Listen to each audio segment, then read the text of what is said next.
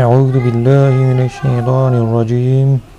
بسم اللہ الرحمن الرحیم ستجدون آخرین یریدون ان یأمنوکم ویأمنوا قومهم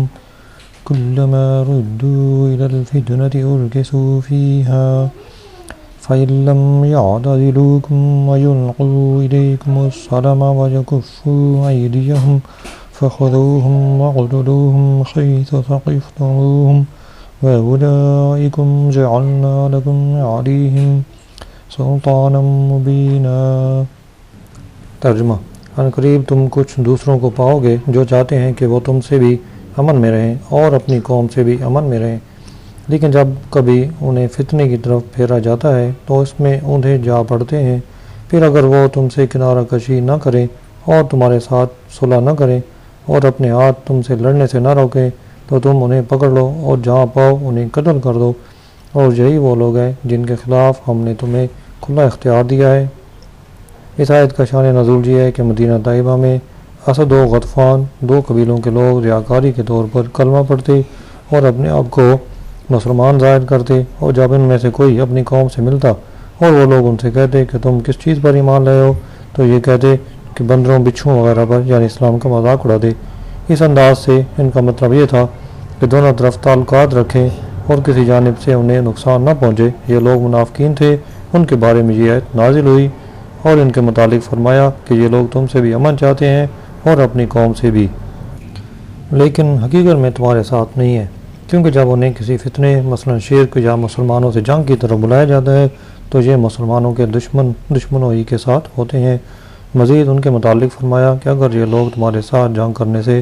باز آ کر ایک طرف نہ ہو جائیں اور تمہارے ساتھ صلح نہ کریں تو ان کے کفر اور غداری اور مسلمانوں کو نقصان پہنچانے کے سبب ہم نے تمہیں ان کے قتل کرنے کا کھلا اختیار دیا ہے۔ فما كان لمؤمن أن يقتل مؤمنا إلا خطأ ومن قتل مؤمنا خطأ فتحرير رقبة مؤمنة ودية مسلمة إلى أهله إلا أن يصدقوا فإن كان من قوم عدو لكم وهو مؤمن فتحرير رقبة مؤمنة وإن كان من قوم بينكم وبينهم ميثاق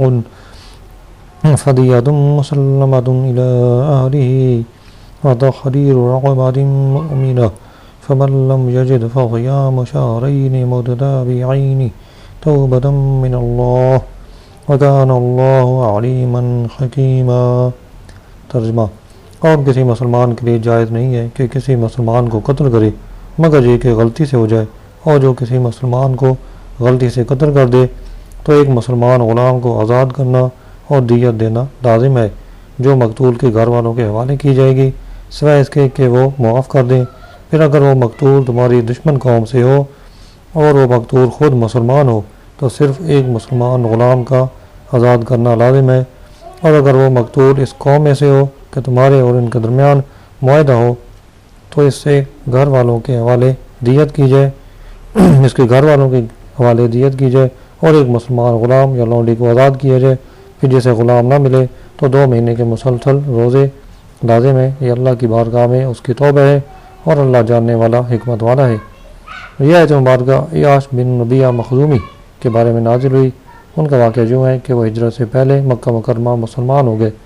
اور گھر والوں کے خوف سے مدینہ طیبہ جا کر پناہ گزین ہو گئے۔ ان کی ماں کو اس سے بہت بے قراری ہوئی اور اس نے حارث اور ابو جہل اپنے دونوں بیٹوں سے جو عیاش کے سوتیلے بھائی تھے یہ کہا کہ خدا کی قسم نہ میں سایہ میں بیٹھوں گی اور نہ کھانا چکھوں گی اور نہ پانی پیوں گی جب تک تم عیاش کو میرے پاس لے کر نہ آؤ۔ وہ دونوں حارث بن زید کو ساتھ لے کر تلاش کے لیے نکلے اور مدینہ طیبہ پہنچ کر عیاش کو پا لیا اور ان کو ماں کے جزع و فضع کرنے، بے قراری اور کھانا پینا چھوڑنے کی خبر سنائی اور اللہ کے نام پر یہ عہد کیا کہ ہم دین کے متعلق تجھ سے کچھ نہ کہیں گے، بس تم مکہ مکرمہ چلو۔ اس طرح وہ عیاش کو مدینہ سے نکال لائے اور مدینہ سے باہر آ کر اس کو باندھا اور ہر ایک نے 100 کوڑے مارے۔ پھر ماں کے پاس لائے تو ماں نے کہا میں تیری مشقیں نہ کھولوں گی جب تک تو اپنا دین ترک نہ کرے گا۔ پھر عیاش کو دھوپ میں بندھا ہوا ڈال دیا اور ان مصیبتوں میں مبتلا ہو کر عیاش نے ان کا کہا مان لیا اور اپنا دین ترک کر دیا۔ اس پر حارث بن زید نے عیاش کو ملامت کی اور کہا تو اسلام پر تھا اگر یہ حق تھا تو تو نے حق کو چھوڑ دیا، اور اگر باطل تھا تو تو باطل دین پر رہا۔ یہ بات عیاش کو بڑی ناگوار گزری، اور عیاش نے حارث سے کہا کہ میں تجھے اکیلا پاؤں گا تو خدا کی قسم ضرور تمہیں قتل کر دوں گا۔ اس کے بعد عیاش اسلام لے آئے اور انہوں نے مدینہ طیبہ ہجرت کی، اور ان کے بعد حارث بھی اسلام لے آئے اور وہ بھی ہجرت کر کے رسول کریم صلی اللہ علیہ وسلم کی خدمت میں پہنچ گئے، لیکن اس روز عیاش موجود نہ تھے اور نہ انہیں حارث کے اسلام کی اطلاع ہوئی۔ قباء شریف کے قریب عیاش نے حارث کو دیکھ لیا اور قتل کر دیا، تو لوگوں نے کہا عیاش تم نے بہت برا کیا، حارث اسلام لا چکے تھے۔ اس پر عیاش کو بہت افسوس ہوا اور انہوں نے رحمت عالم صلی اللہ علیہ وسلم کی خدمت اقدس میں حاضر ہو کر واقعہ عرض کیا اور کہا کہ مجھے قتل کے وقت تک ان کے اسلام کی خبر ہی نہ ہوئی۔ اس پر یہ آیت کریمہ نازل ہوئی اور کفارے کی صورت بیان کی گئی۔ آیت میں قتل کی 4 صورتوں کا بیان ہے اور پھر 3 صورتوں میں کفارے کا بیان ہے۔ پہلی صورت یہ کہ مسلمان کا کسی دوسرے مسلمان کو ناحق قتل کرنا حرام ہے۔ دوسری صورت یہ کہ کوئی مسلمان کسی دوسرے مسلمان کو غلطی سے قتل کر دے، جیسے شکار کو مار رہا ہو مگر گولی مسلمان کو لگ جائے، یا کسی کو حربی کافر سمجھ کر مارا لیکن قتل کے بعد معلوم ہوا کہ مقتول تو مسلمان ہے۔ اس صورت میں قاتل پر ایک غلام یا لونڈی کو آزاد کرنا لازم ہے، اور اس کے ساتھ وہ دیت بھی ادا کرے گا جو مقتول کے وارثوں کو دی جائے گی، اور وہ اسے میراث کی طرح تقسیم کر لیں۔ دیت مقتول کے ترکہ کے حکم میں ہے، اس سے مقتول کا قرضہ بھی ادا کیا جائے گا اور وصیت بھی پوری کی جائے گی۔ ہاں اگر مقتول کے ورثہ دیت معاف کر دیں تو وہ معاف ہو جائے گی۔ تیسری صورت یہ ہے کہ اگر وہ مقتول دشمن قوم سے ہو لیکن وہ مقتول بذات خود مسلمان ہو تو صرف ایک مسلمان غلام کا آزاد کرنا لازم ہے اور دیت وغیرہ کچھ لازم نہ ہوگی۔ چوتھی صورت یہ ہے کہ اگر مقتول ذمہ ہو یا مسلمان حکومت کی اجازت سے مسلمان ملک میں آیا ہو جسے مستامن کہتے ہیں، تو اس کو قتل کرنے کی صورت میں اس کے گھر والوں کو دیت دی جائے گی اور ایک مسلمان غلام یا لونڈی کو آزاد کیا جائے گا۔ البتہ اگر غلام لونڈی نہ ملے، جیسے ہمارے زمانے میں غلام لونڈی ہیں ہی نہیں، تو پھر 2 مہینے کے مسلسل روزے رکھے جائیں گے۔ یہ یاد رہے کہ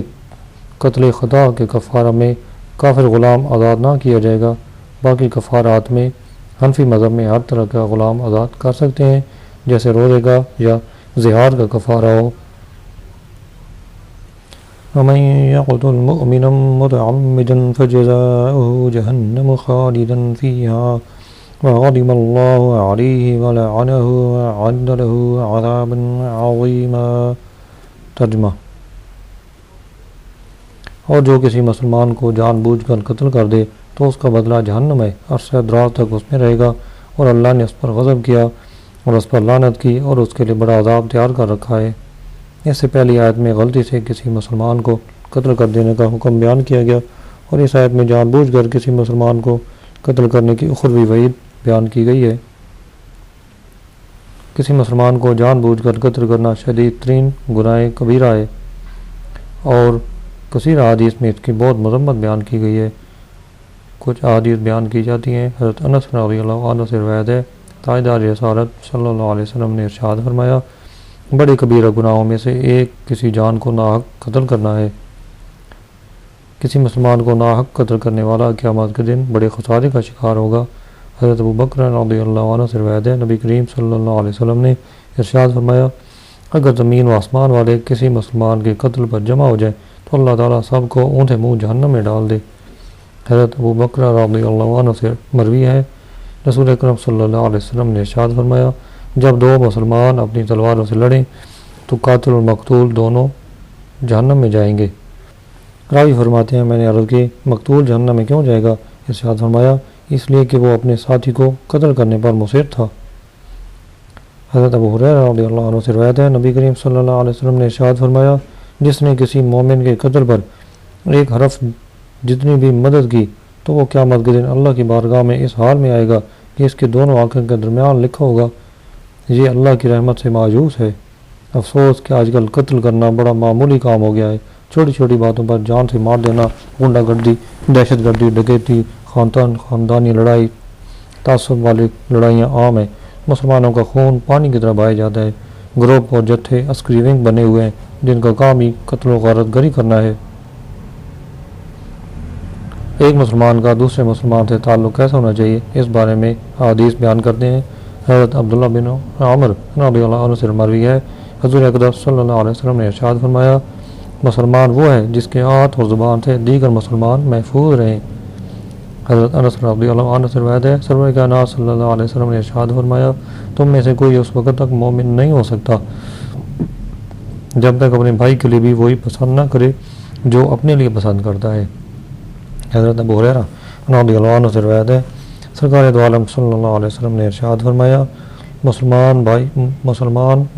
کا بھائی ہے، نہ اس پر ظلم کرے نہ اسے حقیر جانے، تقوی یہاں ہے، اور اپنے سینے کی طرف 3 بار اشارہ فرمایا۔ انسان کے لیے یہ برائی کافی ہے کہ اپنے مسلمان بھائی کو حقیر جانے۔ مسلمان پر مسلمان کی ہر چیز حرام ہے، اس کا خون، اس کا مال، اس کی آبرو۔ حضرت عبداللہ بن عباس رضی اللہ عنہ سے مروی ہے سرور دو عالم صلی اللہ علیہ وسلم نے ارشاد فرمایا وہ ہم میں سے نہیں جو ہمارے چھوٹوں پر رحم نہ کرے اور ہمارے بڑوں کی تعظیم نہ کرے اور اچھی باتوں کا حکم نہ دے اور بری باتوں سے منع نہ کرے۔ حضرت عبداللہ بن مسعود رضی اللہ عنہ سے روایت ہے تاجدار رسالت صلی اللہ علیہ وسلم نے ارشاد فرمایا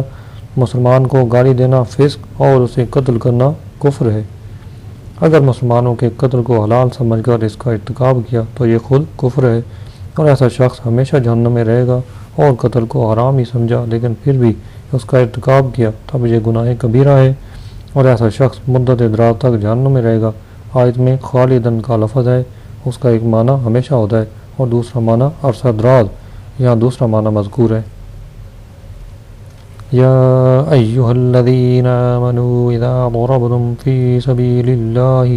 فتبینوا ولا تقولوا لمن القى الیکم السلام لست مؤمنا تبتغون عرض الحیاۃ الدنیا فعند اللہ مغانم کثیرہ كذلك كنتم من قبل فمن الله عليكم فتبينوا ان اللہ كان بما تعملون خبيرا۔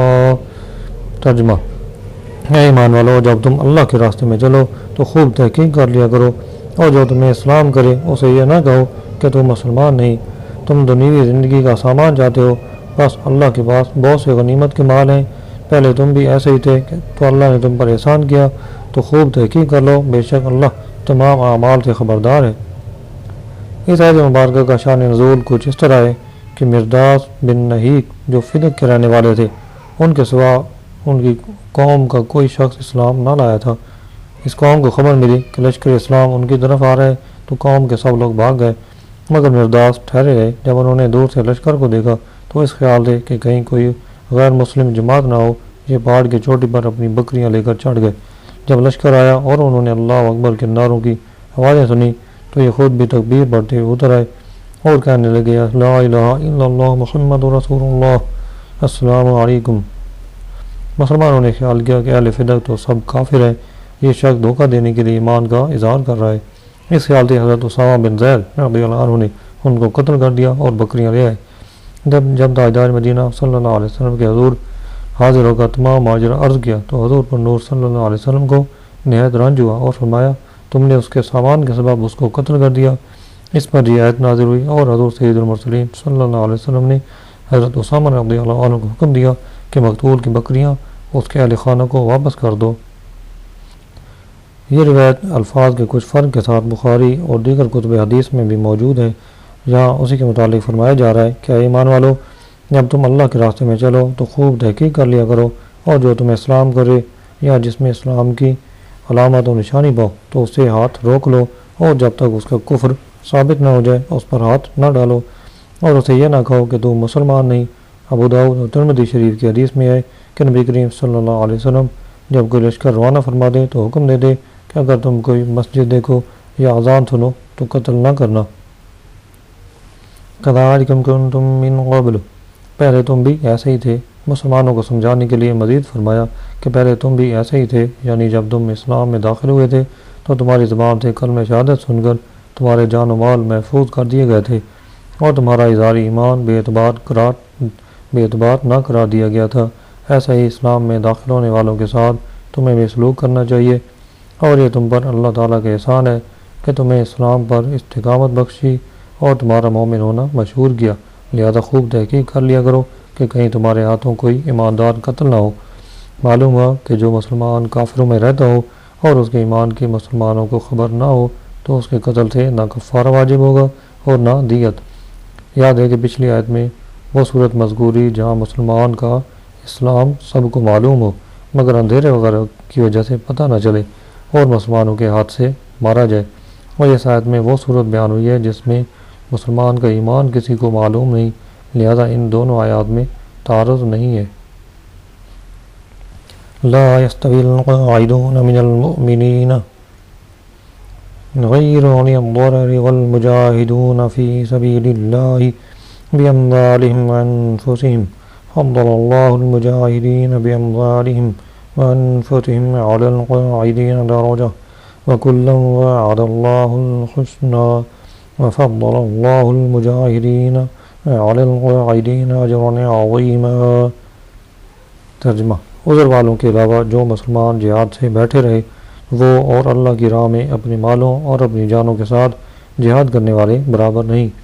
اپنی جانوں اور مالوں کے ساتھ جہاد کرنے والوں کو بیٹھے رہنے والوں پر اللہ نے درجے کے اعتبار سے فضیلت عطا فرمائی ہے، اور اللہ نے سب سے بھلائی کا وعدہ فرمایا ہے، اور اللہ نے جہاد کرنے والوں کو بیٹھ رہنے والوں پر بہت بڑے اجر کی فضیلت عطا فرمائی ہے۔ اس آیت میں جہاد کی ترغیب ہے کہ بیٹھ رہنے والے اور جہاد کرنے والے برابر نہیں ہیں، بلکہ مجاہدین کے لیے بڑے درجات اور ثواب ہیں، اور یہ مسئلہ بھی ثابت ہوتا ہے کہ جو لوگ بیماری یا بڑھاپے یا ناطاقتی یا نابینائی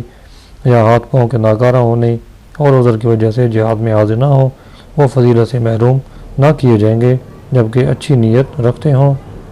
بخاری شریف کی ایک روایت میں ہے کہ جب اس آیت کا پہلا حصہ نازل ہوا کہ مجاہدین اور غیر مجاہدین برابر نہیں، تو حضرت عبداللہ بن ام مکتوم رضی اللہ عنہ جو نابینا صحابی تھے عرض کرنے لگے، یا رسول اللہ صلی اللہ علیہ وسلم، میں نابینا ہوں، جہاد میں کیسے جاؤں؟ اس پر یہ آیت غیر اولی الضرر نازل ہوئی، یعنی معذوروں کو مستثنیٰ کر دیا گا۔ اور بخاری شریف میں ہی حضرت انس رضی اللہ عنہ سے مروی ہے، نبی کریم صلی اللہ علیہ وسلم غزوہ تبوک سے واپسی کے وقت فرمایا، کچھ لوگ مدینہ میں رہ گئے ہیں، ہم کسی گھاٹی یا آبادی میں نہیں چلتے مگر وہ ہمارے ساتھ ہوتے ہیں، انہیں عذر نے روک لیا ہے۔ اس سے معلوم ہوا کہ نیت بہت عظیم عمل ہے کہ حقیقتاً عمل کیے بغیر بھی سچی نیت ہونے کی صورت میں ثواب مل جاتا ہے۔ ہاں یہ ہے کہ عذر کی وجہ سے جہاد میں حاضر نہ ہو سکے اگرچہ وہ نیت کا ثواب پائیں گے، لیکن جہاد کرنے والوں کو عمل کی فضیلت اس سے زیادہ حاصل ہے۔ رائے خدا میں جان و مال خرچ کرنے کی کتنی عظیم فضیلت ہے، اس کے لیے کچھ احادیث پیش کی جاتی ہیں۔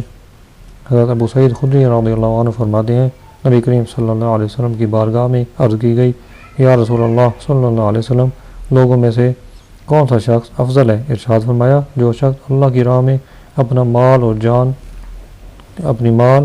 اور جان کے ساتھ جہاد کرتا ہے۔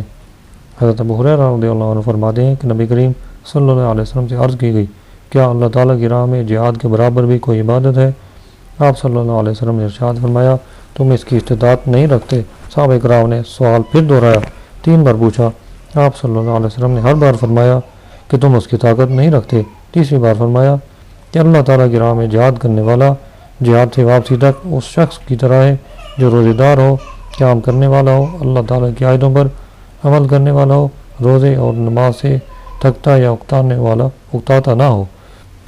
حضرت خریم بن فاطمہ رضی اللہ عنہ سے روایت ہے، حضور اقدس صلی اللہ علیہ وسلم نے ارشاد فرمایا، جس نے اللہ کی راہ میں کچھ خرچ کیا اس کے لیے 700 گنا ثواب لکھا جاتا ہے۔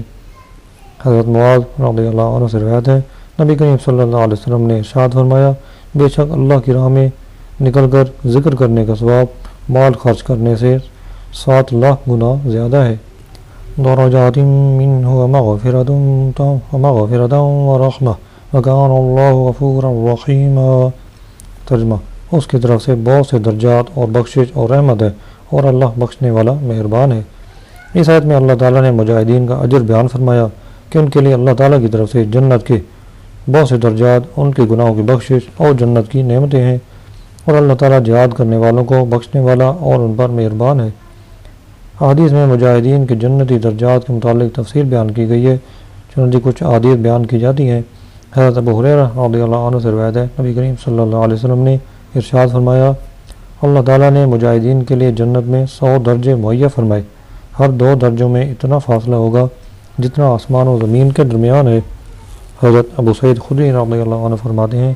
نبی کریم صلی اللہ علیہ وسلم نے ارشاد فرمایا، اے ابو سعید رضی اللہ عنہ، جو شخص اللہ کے رب ہونے، اسلام کے دین ہونے اور محمد مصطفیٰ صلی اللہ علیہ وسلم کے نبی ہونے پر راضی ہو گیا، اس کے لیے جنت واجب ہو گئی۔ حضرت ابو سعید رضی اللہ عنہ کو یہ بات اچھی لگی تو عرض کرنے لگے، یا رسول اللہ صلی اللہ علیہ وسلم، اس بات کو دوبارہ ارشاد فرمائے۔ آپ صلی اللہ علیہ وسلم نے دوبارہ اسی طرح فرمایا، پھر ارشاد فرمایا، ایک بات اور بھی ہے جس کی وجہ سے بندے کے 100 درجات بلند ہوتے ہیں اور ہر 2 درجوں کے درمیان زمین و آسمان جتنا فاصلہ ہے۔ میں نے عرض کی، یا رسول اللہ صلی اللہ علیہ وسلم، وہ درجہ کس چیز سے ملتا ہے؟ ارشاد فرمایا، اللہ کی راہ میں جہاد کرنے سے، اللہ کی راہ میں جہاد کرنے سے۔ حضرت ابو ہریرہ رضی اللہ عنہ سے روایت ہے، نبی کریم صلی اللہ علیہ وسلم نے ارشاد فرمایا، جو شخص اللہ کی راہ میں جہاد کرے اور اس کا گھر سے نکلنا صرف اللہ کی راہ میں جہاد کرنے اور اس کے دین کی تصدیق کی خاطر ہو، تو اللہ تعالیٰ اس کے لیے اس بات کا ضامن ہو جاتا ہے کہ اگر وہ شہید ہو گیا تو اس کو جنت میں داخل کرے گا، یا اجر اور غنیمت کے ساتھ اس کو اس کے مسکن میں واپس کر دے گا جہاں سے وہ روانہ ہوا تھا۔